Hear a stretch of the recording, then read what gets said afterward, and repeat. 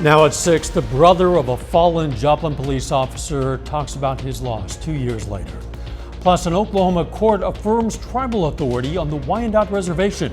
And the Ozark Center's Reconnect Clinic provides counseling and treatment for eating disorders. The 4 states' most watched news starts now. It's now exactly 2 years since the fatal shootings of 2 Joplin police officers. Now the brother of one of those fallen heroes has a message for all of us. This is KOAM News at 6. I'm Dow Quick. The date was March 8th, 2022, when Officer Jake Reed and Corporal Ben Cooper were shot in the line of duty by a gunman in the parking lot of Joplin's North Park Crossing. Their injuries would prove fatal in the coming hours and days. The gunman was killed in a shootout with other officers. Sam Reed, Jake Reed's younger brother, still feels the void since Reed's passing. As a filmmaker, Sam wanted to honor his brother and show his mourning through a camera's lens, so he created a short documentary. The short film was kind of a test to see, could I do this? Could I make something? Am I capable of doing that, or is it going to be too hard for me?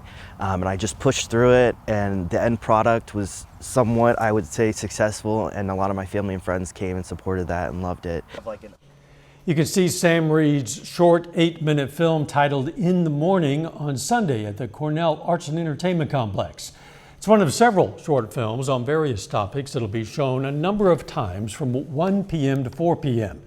If you're looking for a later showing, well, the films will be at Route 66 Theater in Webb City from 6 p.m. to 9 p.m. Kind of damp out there, Chief Meteorologist Doug Heddy. Yeah, of course, we had showers, thunderstorms yesterday, severe weather last night, and then just kind of on and off showers for us today. A little bit cooler. We actually had a midnight high of 57, but this is right where we should be for this time of the year. And if we look outside, quite a bit cooler. Most of us are sitting into lower 40s. Some of the roads are still wet, so be careful if you're going to be traveling around and about for the overnight hours. Temperatures mainly into the lower 40s, a little bit warmer near 50 once you get into our southern counties, but it's also breezy.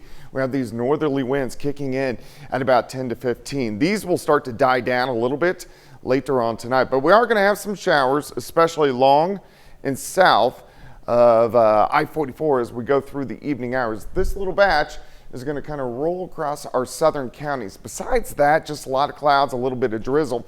We do start to clear out as we head into the weekend, which is good. We're going to look at that here in just a bit. See you soon. The Oklahoma Court of Criminal Appeals affirmed the Wyandotte Nation Reservation. Now, that means the tribal nation now can exercise its territorial jurisdiction over its lands and people. KOAM's Fernandez Silva explains. It's definitely a sense of pride knowing that the reservation had never been disestablished, that this is still our tribal lands. Wyandotte Nation celebration comes after the Oklahoma Court of Criminal Appeals decision. It's a higher court's recognition of a sovereignty that we've always known has been there. But besides the sparkling pride, Wyandotte Nation will see changes, especially in the criminal jurisdiction side of things. Before, our activities were pretty well limited to the town of Wyandotte, whom we contract to cover, and the scattered Wyandotte trust lands, or the lands that were held in trust by the United States for the benefit of the Wyandotte people. Now, the entire thing is considered Indian country, not just those checkerboarded parcels of property here and there. Since 2020, various reservations in Oklahoma have been reaffirmed after the Supreme Court decision in McGirt versus Oklahoma. But the affirmation announced this week comes after another case. There was a crime committed on the Wyandotte Reservation. The gentleman who committed the crime asserted the fact that he was an indigenous Native American, and so that he could not be charged or tried in a state court. And so when he was tried in a state court and was found guilty, he appealed that to the fact that he was committed the crime on tribal lands. The decision ruled in Fuller's favor in Oklahoma versus Fuller. That case will now be adjudicated in the tribal court. Tribal jurisdiction is very complex. It matters, who committed the crime, who was the victim, how significant was the crime, and where did it take place, was all of the things that played in before. The only thing that this decision has really changed that much is it has eliminated a lot of the where did it take place part of the equation. We have been working and preparing for this decision, that we would be ready when this came. In Wyandotte, Fernanda Silva, KOAM News. According to the Chief of Police, Ronnie Gilmore, they're going to most likely have to hire extra staff to help them cover the larger area. Wyandotte Chief Billy Friend says that while there are a lot of challenges coming with the decision, they are choosing to focus on the solutions. The Ozark Center's community care program in Joplin has a clinic people can go to for treating of eating disorders. The program is getting some formal recognition. The Reconnect Eating Disorders Clinic takes a team approach to treating patients suffering from a wide range of eating disorders, from binge eating to bulimia. The team also takes a personal approach to each client's needs. I start to look at starting to talk differently about their body or starting to become anxious around food for any number of reasons are some red flags. We see kids coming home from middle school, high school, and their nutrition classes, and they start to get very anxious about foods because they just got filled with all of this nutrition education, and then it starts to become obsessive. Reconnect is one of only 2 named Centers of Excellence in Missouri by members of the Missouri Eating Disorders Council. A senior standout from Northeast High School signs his letter of commitment. John's going to have details of the Viking moving to the next level. It'll be later in sports, but first, KOAM Samantha Walker talks to some 4-staters to find out what people know about historical women. Today is International Women's Day, which recognizes female accomplishments all around the world. To celebrate, KOAM Samantha Walker visited Pitt State and quizzed people on major moments in women's history to see how much they really know. It's Friday, March 8th, so no, it's Friday. International Women's Day is about celebrating female accomplishments. I asked people about major moments in the U.S. to test how much they really know. Can you name the first woman on the U.S. Supreme Court? No. I have no idea. Oh, I have no idea. Like none. I honestly have no idea. I really don't know. It was Sandra Day O'Connor. Okay. Does that name sound familiar? No. What year did women get the right to vote in the United States? I should know this. I want to say somewhere in the 1960s. I don't remember. I'd say it's like the 1960s maybe? It was 1920. Oh wow, I was so off. Can you name one female senator or House representative? Oh my gosh. No. No, I can't. Oh, shoot. What's her name? Honestly, I probably couldn't tell you any male senators, so I wouldn't know any female senators. Do you think you're going to look into more women's history after today? Probably. I mean, as a woman, I probably should, yeah. I think I'm definitely going to go home and do some research and see, what women senators there are, since I don't know any. We do the same thing that men do. Every single day. We should be able to accomplish that and be recognized for that. And if we're not, then, well, people need to do better then. Reporting in Pittsburgh, Samantha Walker, KOAM News. International Women's Day is celebrated during Women's History Month, which takes place every March.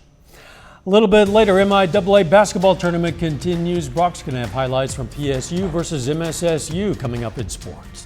Plus, we still have a little bit more rain that we have to deal with this evening. Those details coming up. Accident.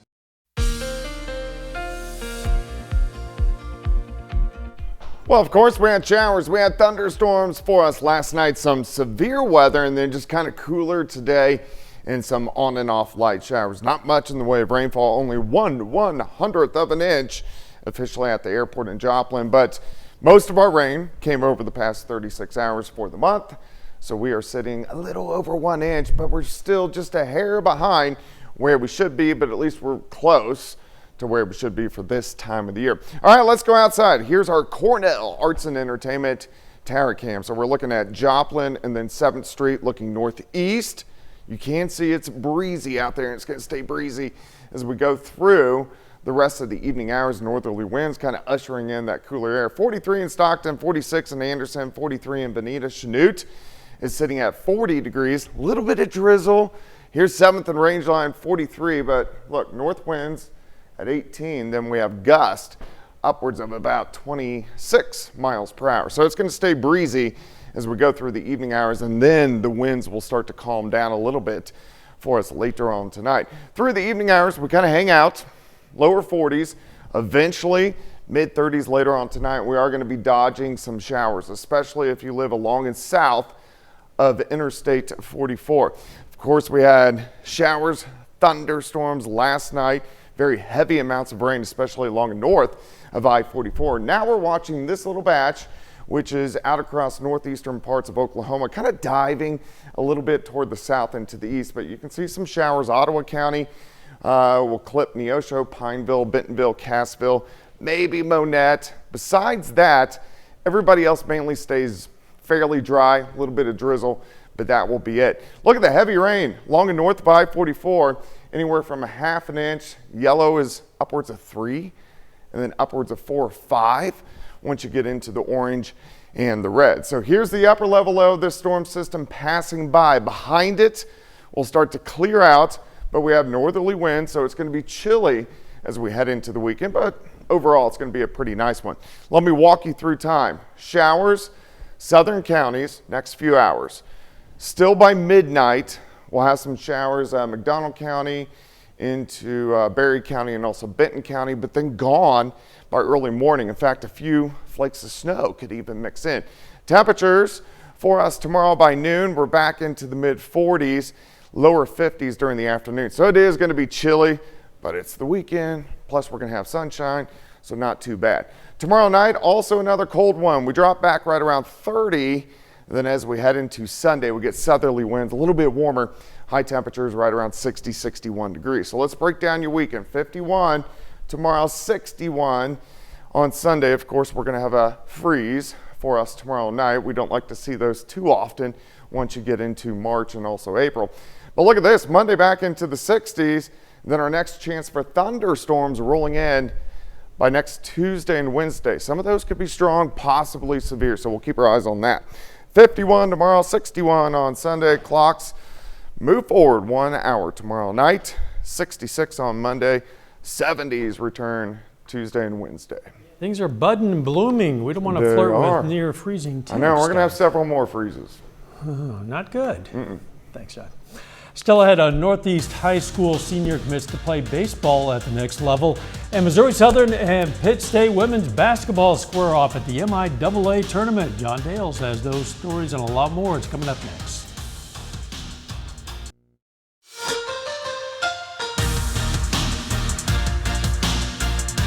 Hey, welcome into sports. I'm John Dales. This morning at Northeast High School, a Viking senior signs to officially become a collegiate athlete. Indica Holloway puts pen to paper, making things official that could become a college athlete. The Northeast High School senior signed with Central Christian College in McPherson, Kansas. He says this moment was a long time coming. Ever since I was little, before, when I first started playing baseball. I want to do that forever. Central texted me out of nowhere, and I went on a visit. I liked it. It's the small community here. Over to Kansas City, we got more MIAA madness today. Pitt State and Missouri Southern women's basketball meet for the third time this season. Quarterfinal round of the MIAA tournament. The two rivals, Pitt State and Missouri Southern, meet in Kansas City.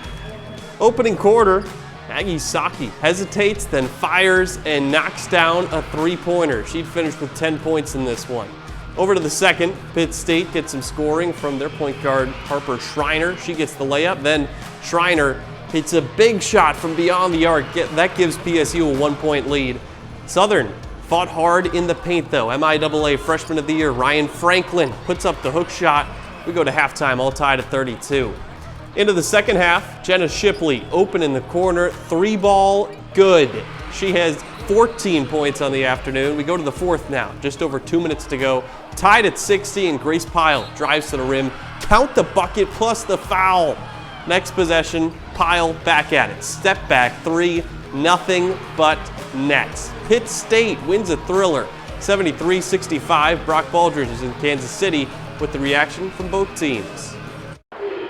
Well, we're in the quarterfinal round of the MIAA tournament, a repeat of last year's matchup between the Missouri Southern Lions and the Pittsburgh State Gorillas, except this year's result was different. We just couldn't get a couple stops when we needed it, and then we got some good looks offensively. I don't know how many times the ball literally looked like it was halfway down and then came out multiple times. You know, if those things go in, it's a totally different ballgame. I think our resume is pretty good. If this is Division I, I would say, yeah, we're in. There's no doubt. Division II, it's a whole different story. It's too bad somebody has to lose, but that was just an epic battle.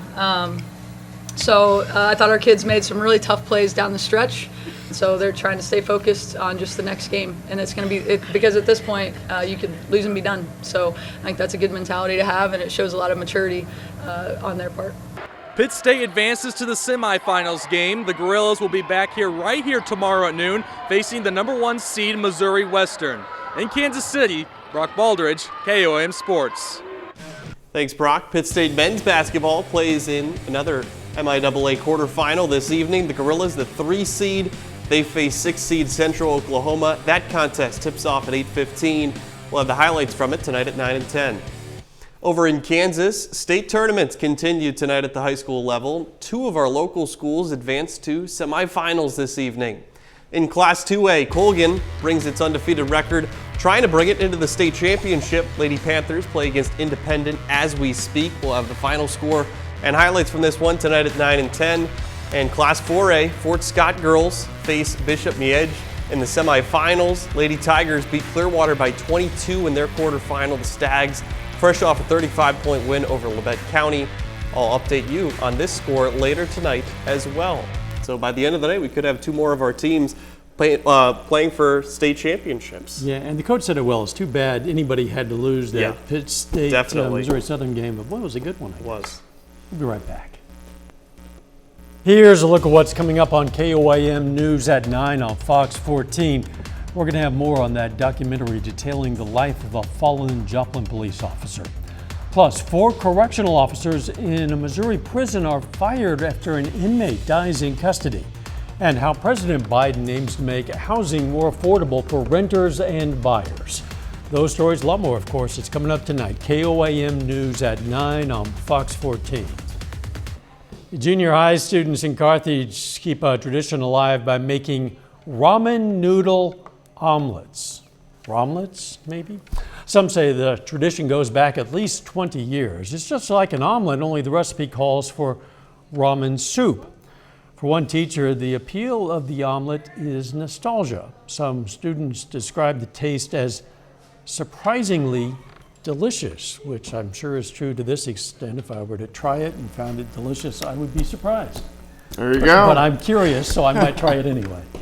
The weather going to get chilly, Doug. It is. It's going to be a chilly night tonight. We are still going to have some light showers, especially in our southern counties. 51 tomorrow, at least the sunshine returns. 61 on Sunday. Final sports note. Lots more basketball tonight, including that Pitt State men's game. The Gorillas trying to make it 2 teams in the semifinal. See what happens. Thanks for joining us. We'll see you right back here for KOAM News at 10. Let's make it a great evening.